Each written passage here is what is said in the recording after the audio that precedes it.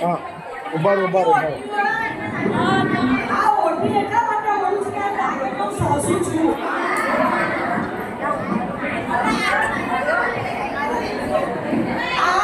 આ ઘઉંની સિઝન હતી ત્યારે મેં મારી વહુને કીધું ચાલ ઘઉં ભરી દઉં. ત્યારે મને કહે છે કે મારી પાસે ટાઈમ નથી. હવે આ જમાનામાં કોઈ એવું બધું ભરે ના, કશું ભરવાનું બધું તૈયાર લઈ આવવાનું. એ મારા આશીર્વાદ નથી લેતી અને લુચ્ચી આશીર્વાદ લોટ લઈ આવે છે.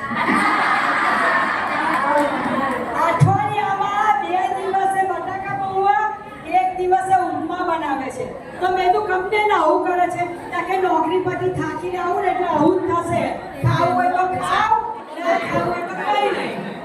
પણ લુચ્ચી એવું નથી કહેતી કે મેં ડાયટિંગ કરું છું અને એ ડાયટિંગ કરે જોડે જોડે આપણને ડાયટિંગ કરાવે.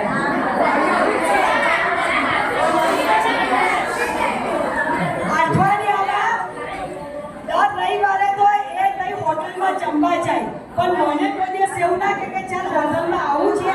મને પોતાને તો કેટલું દુઃખ થાય. પણ હવે શું કરવાનું? એક દિવસ મેં કીધું અને મને તો હોટલમાં લઈ જા.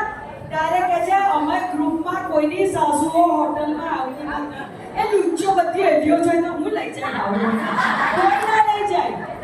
અને આપણે પછી હવાનું ઘેર ઠંડુ ખાવાનું શું કરવાનું? આ એમના છોકરાઓ તો એમને ભણતા પણ નથી.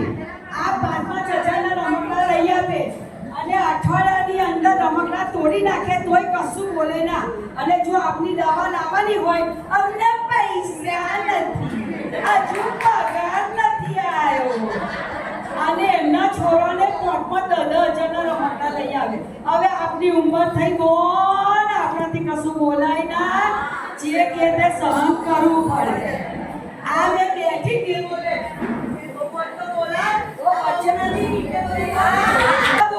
આપના છોરા તો એમના ઘર વાળાને લીધે કેટલી વાર આપણને જોડી નાખતા હતા. અને આજના છોરા તો ગોગોની પાછળ એમાં મારો છોકરો બી આવી ગયો. જો મારી વહુ આવી હા, જો આવી મારી વહુ સોનાનો કટકો છે. સોનાનો કટકો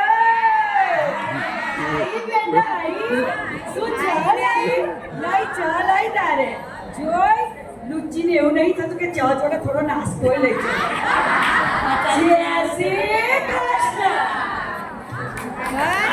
પ્રાર્થના કરીએ કે બહુ સારી મળે. 2 છોકરીઓ છે એટલે બોલે છે.